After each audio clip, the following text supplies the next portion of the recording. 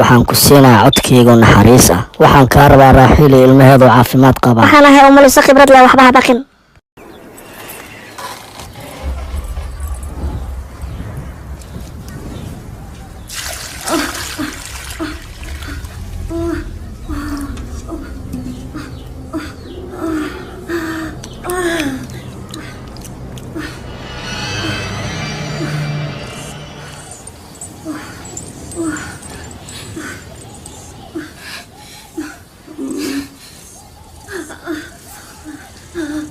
waxba ha ka baqin, ilaahay wuu naxariis badan yahay, asiga ayaana garabkaaga ah.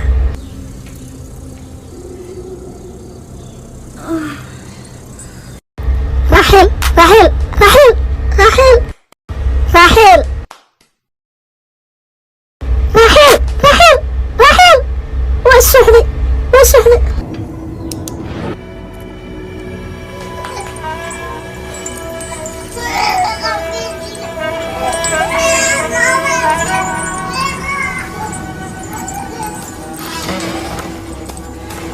cunugan ilaali.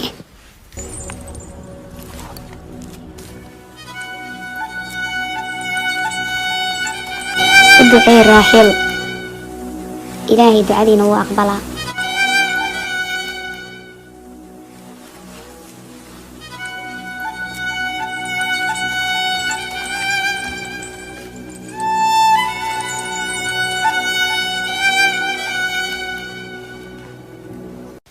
maxay tahaysaan ma wax un samaysaan?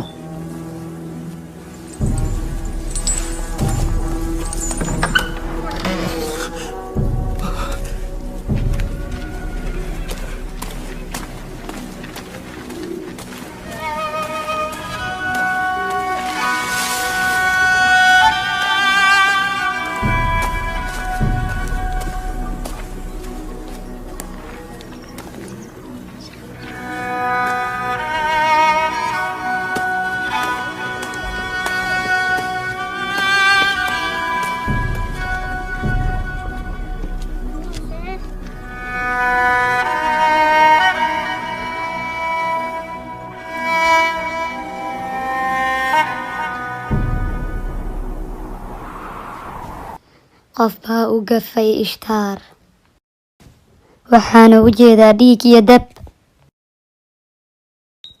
dhimasho ayaana meel walba ku fidi doono. holaca iyo balaabalkana wuxuu ku dhici doonaa kuwa aanan aaminsanayn ilaahaygeena. midka u gafay ilaahyadeena mar dhow waa la ciqaabi doonaa. waxaan u malaynayaa inuu ilaahyada ciqaabayo. ma maqlaysa in Ishtar kaniisadda ka soo habaaraysa? haa, waxa ay lahayd waxay ciqaabta ku dhici doontaa kuwa aanan adeecsanayn ilaahyadeena.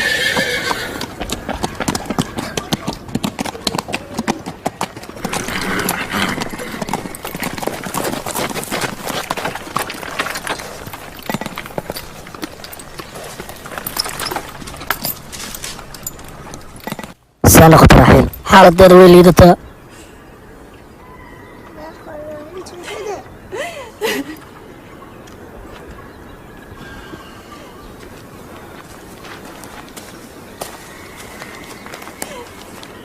وحلا سماي راحل حالة دار وليدتها. ازدجي إله اللينا هاي إلهي قدرتيسا وحان أهان مدعايا.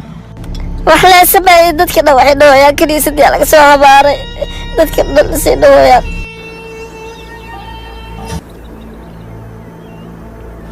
waayahay waa arkaynaa qofka awood weyn ilaaha Raaxiil iyo ilmaha calooshooda ku jiro iyo Ishtar. Raaxiil si ogaw waa soo noqonaa. intee aadaysaa xaaladeen usaana anaga tegin. isdeji waxaan u baahanaa inaan keli noqdo. waxaa rabta ilaahaygaa ka soo samayso, laakiin aniga inaan inta iska istaagnaado indhaha le kaa fiiriyo waa inaan wax samaynaa. takhtar daabo waxayna qatabo. waxaanba u socdaa takhtarka dhabta ah.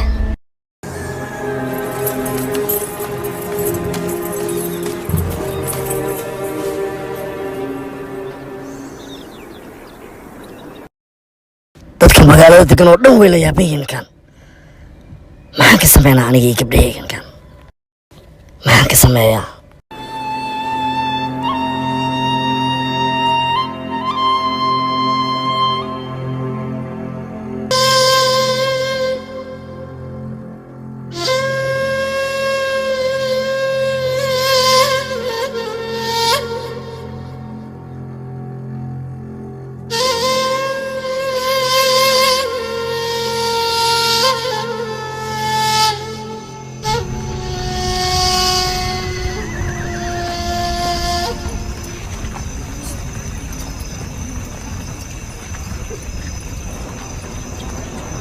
maxay ishtar waa laayihiin ishtar waa umliso oo khibrad leh waa runta mudane liibaan ishtar ma uu cadid ishtar waa umliso oo khibrad leh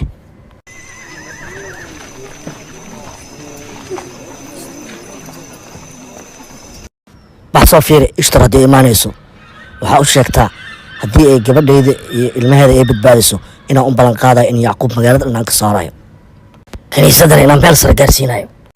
bax dhaqso.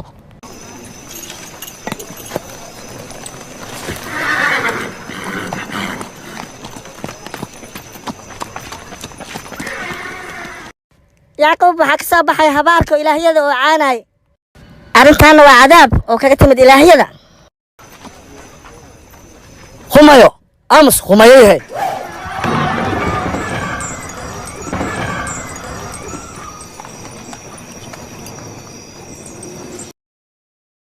weydii yacquub muxuu ilaahaygiisa caawinaad u weydiisan waayay aniga haddaan asiga aalahay markuu dhibaatada ay qabsato ilaahayga ma iloobi lahayn.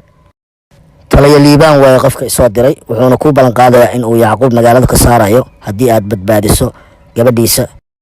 aniga waxay la tahay arrinkan waa fursad aad u wanaagsan. shacabka magaalada deganna waxay ogaanayaan awoodda ay leedahay ishtar waana fursad ee hadayaan. haddii aad raaxiil badbaadiso shacabka caqiidadooda aad ayay u xoogaysanaysaa.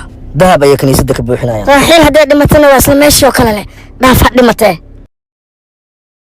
waayahay bax u tagee shacabka oo u sheeg inay raaxiil dhimanayso oo ayna u dhimanayso habaar kaga yimid ishtar.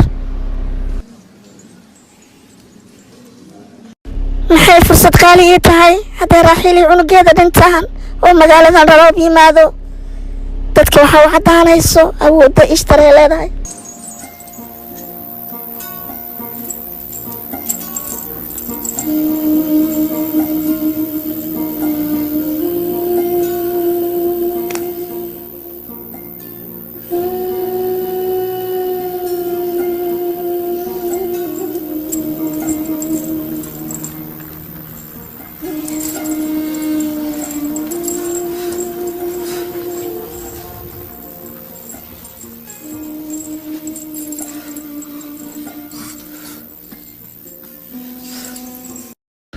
hadday suuxdanta laga kicinin labadooda way isla dhimanayaan. naga tag qaacaa badilaaye.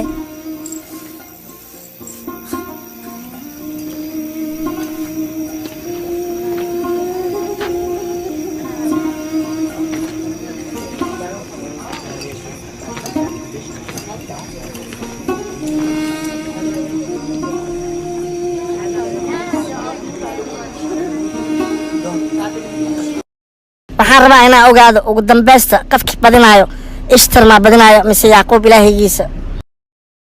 waa waxa iska cad inay ishtar badinayso.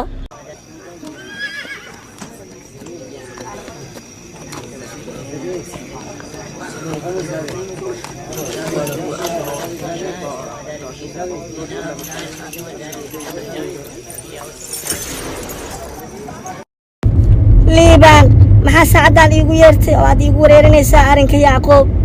yacquub wuxuu dhahay waxaan haystaa ilaahay wax kasta awood u leh moo ilaahaygiisa caawinaad ka raadsado muxuu naga rabaa aniga.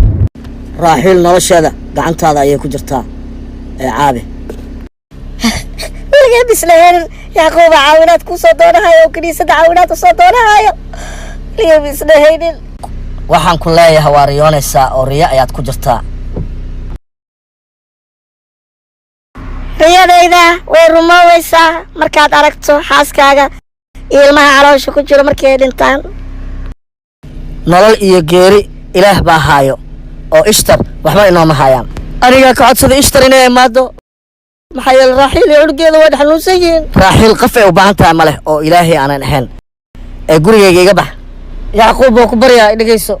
labadoodaba waa dhimanayaan, cawadeena dhimanayaan. waana arki doontaa awoodda ishtar uu leeyahay markaa aragto qofka aad jecleed oo dhimatay.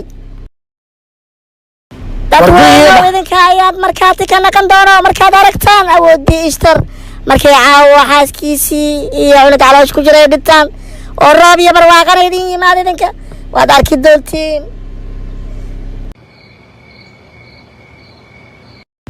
waa kuu digaa yacquubow hadday wax ku dhacaan gabadhayda iyo cunugeeda.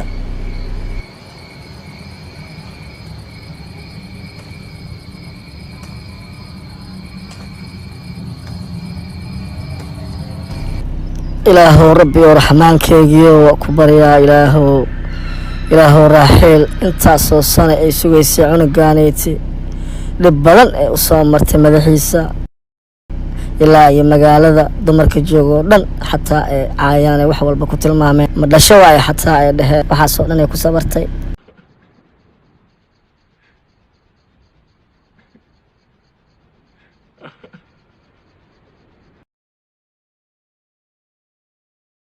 iga raali noqo kaahinkii weynaayo caawa yacquub iyo ehelkiisa ayaan qorshe u hayaa meeshaan ayaan rabaa inaan keligay noqdo ee iska bax.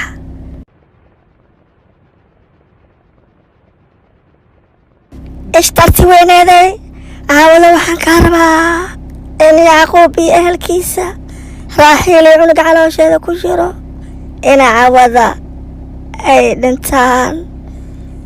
dadka magaalada joogan ay arkaan awooddeeda barwaaqo iyo roob magaalada afarteeda gees dadkana indhahooda ku arkaan awooddaada. ilaahow qadarkaadaa iskale aniga kama baqaayo raaxiil ilmaha caloosheeda ku jira dhimashadooda laakiin dadka caamada ah ee caqliyarada saaxiibku ah ee magaalada jooga ayaa waxay aaminayaan ishtar inay awood leedahay. ilaahow adaa awood iska leh ilaahayow saas darteeda igu badbaadi xaaskayga ilmaha caloosheeda ku jiro magaaladana tusi awooddaada. ilaahayow adaan ku baryay yaa rabbilcaalamiin qoomkaana raxmadaada ku soo deji ilaahow ka dhig kuwa ku aamino. ilaahayow aniga keligay ha igu deenin ilaahow adaan ku tala saartay.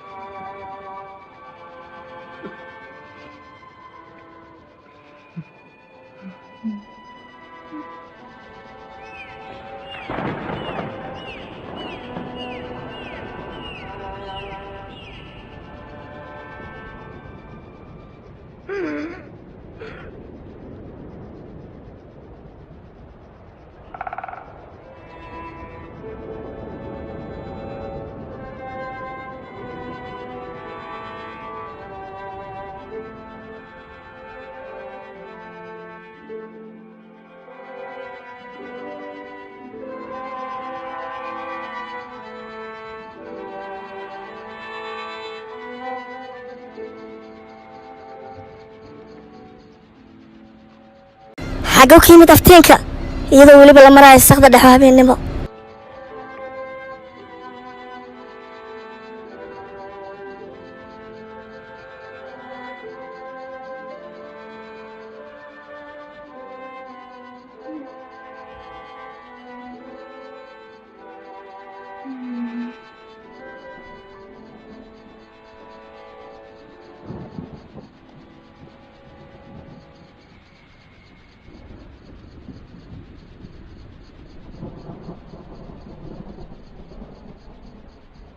raaxiil say isku dayaysaa hadda caafimaadkaaga.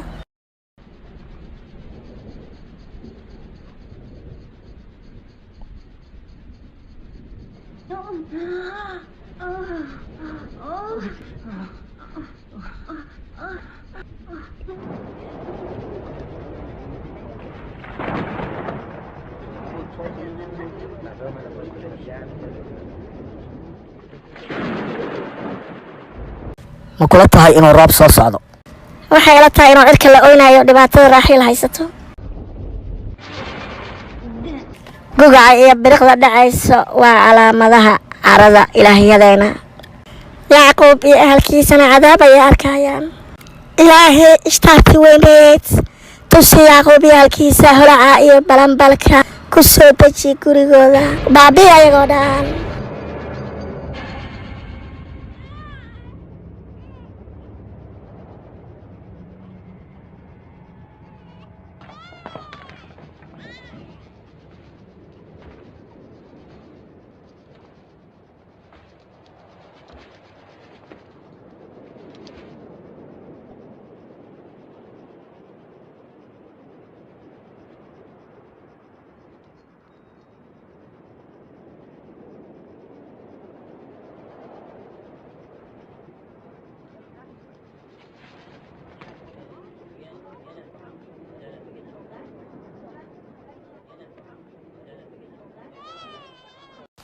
ilmaha raaxiil waaye wuxuuna ku dhashtay caafimaad.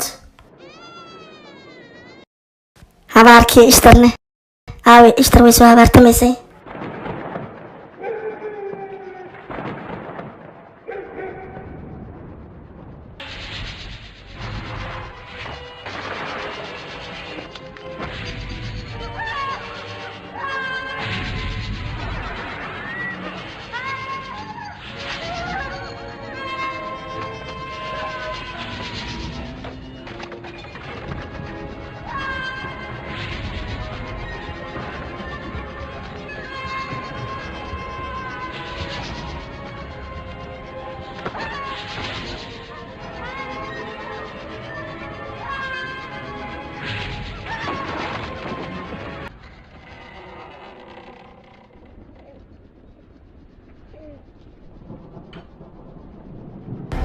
waaku salaanay nabi allah.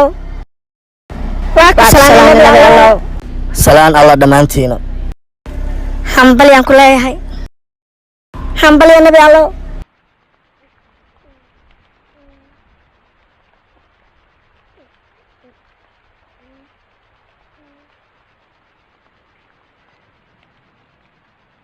ilaahay ayaa mahadaan iska leh oo nagu manaystay.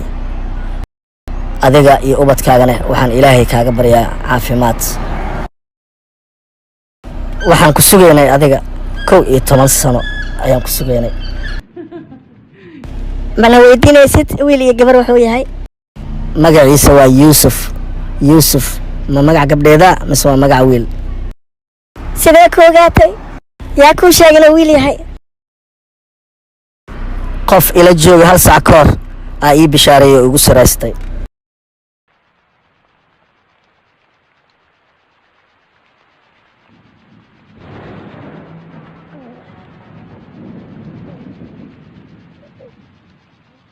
wiilkayga dhalashadiisa magaaladana barwaaqo iyo roob ayuu alla ku manaystay. soo dhawaa wiilkayga.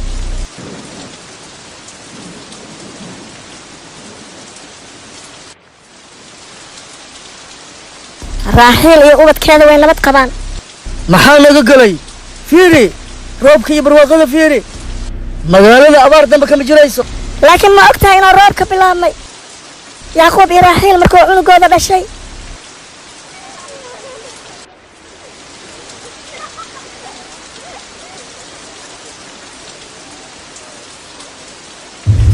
raaxiil iyo ilmaheeda run miyaa ma nabad qabaan?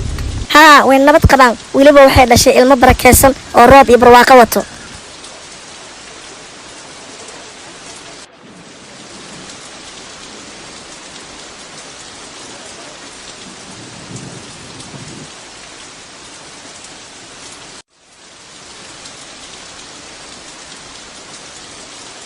maxaan sugaynaa walahan kadib indhihiina ku aragteen wax walba dad yahow. arrinkan iyo barwaaqadan waa inaan ugu mahadnaqnaa yacquub ilaahaygiisa. waxaana maanta noo bilaabmay bashbash iyo barwaaqo.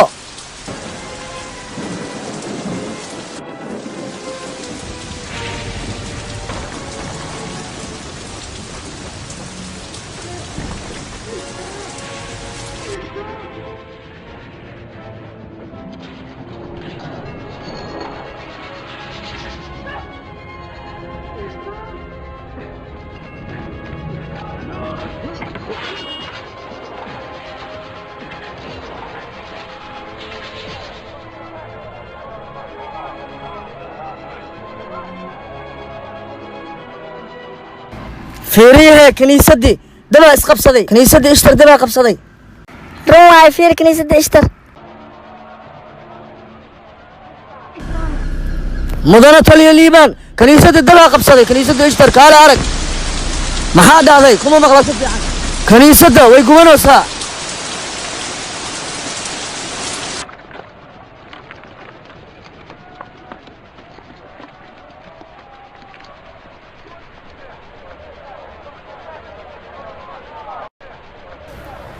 maxaa ku dhacayne sabaxana keena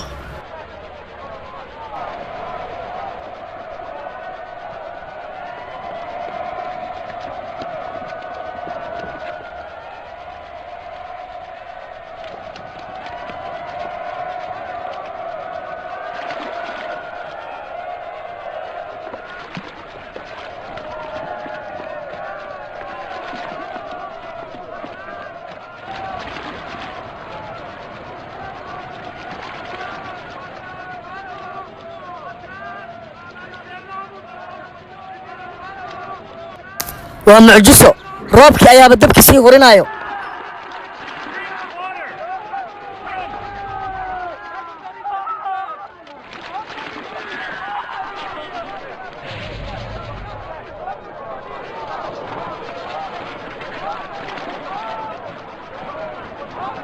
raaxiil cunug calooshiis ku jira waa dhimaha ay dhahaysay warmay aadan arkeenin iyadiiaba beddelkeedii dhimatay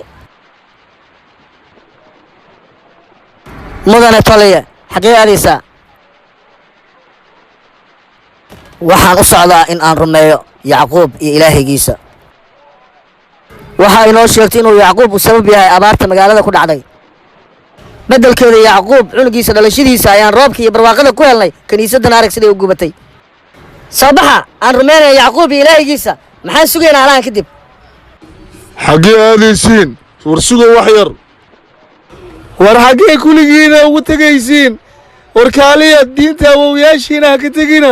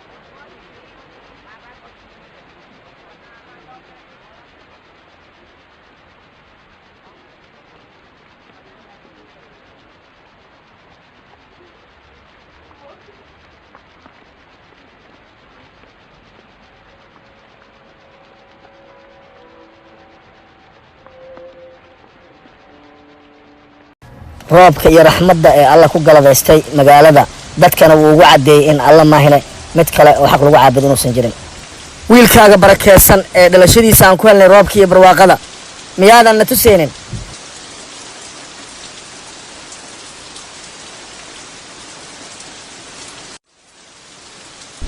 wax ikhtiyaar ee malihi oo aan ahayn inaan aamino inaad tahay nebi alle waxaan markhaati ka ahay dhalashada wiilkaaga in magaalada roob iyo barwaaqay horseeday kiniisadina ay gubatay mana ahan waxaan indhaha ka qabsan karno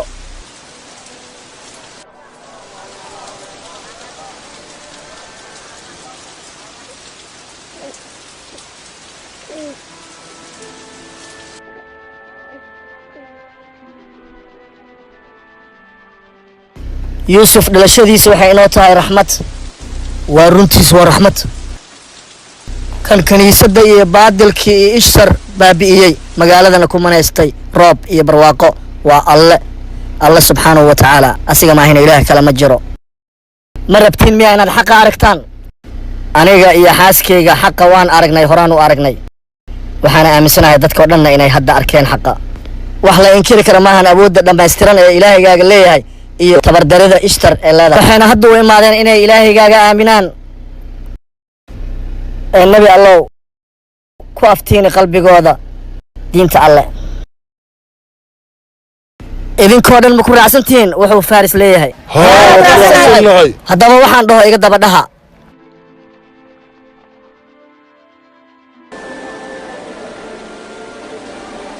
لقد كفرنا بالأصنام والأوثان وما شاكلها من الآلهة المصطنعة نبرأ منهم أجمعين ونشهد أن لا إله إلا الله الأحد رب السماوات والأراضين نؤمن بأنبيائه ورسله ولا نفرق بين أحد منهم ونحن لهم طائعون ومتبعون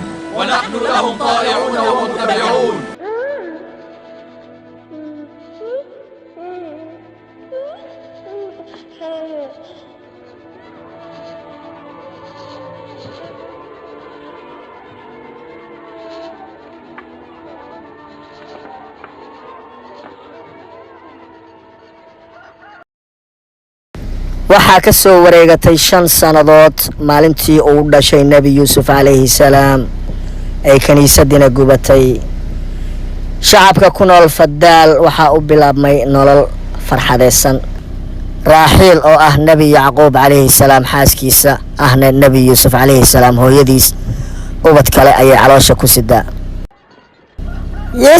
yuusuf hee haya aabbaha maanta shaqada u raacaynaa haya hooyo ani hataa waan rabaa inaan raaco soo bax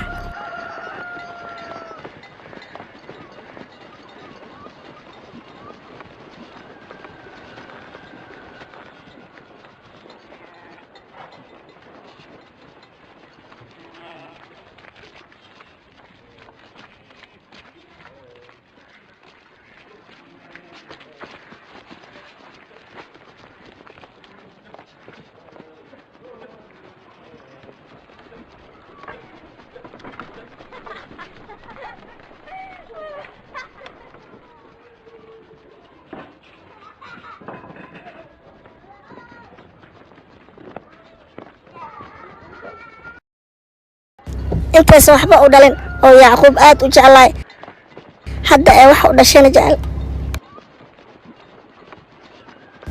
waxay u eg tahay bilxa iyo aniga inaan yacquub raacaynin laakiin maxay u raaci laadahay hooyadaa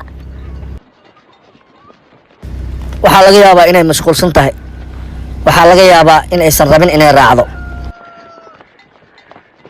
maxaan ka garan karaa aniga maxaan ka ogahay maye aabbaha aanan jecleen inay raacdo qof aan raaxiil ahayn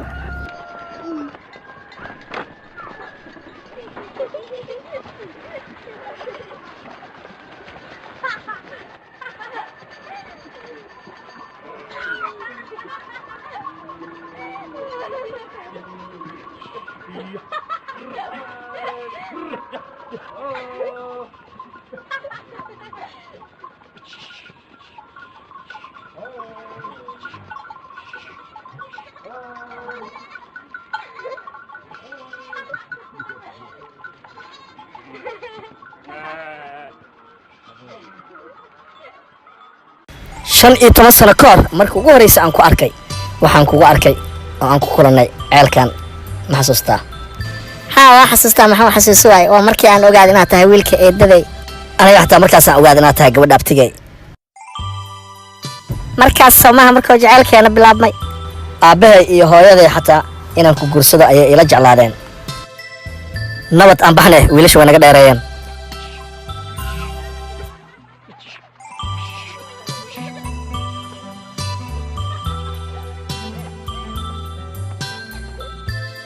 markuu aabbahay liibaan uu ogaaday inay jeceshahay oo arabtay inay guursato wuxuu kugu xujeeyey inaad 7 sano ariga u raacdid anna waa ka ogolaaday laakiin markaan 7 sano u shaqeeyey walaasha liya ayuu ugu mehriyey waxay ahayd jidka kaliya aad igu heli kartid maxaa yeelay dhaqanka ayaa ah in gabadha weyn oo joogto tan yar aan la guursan karin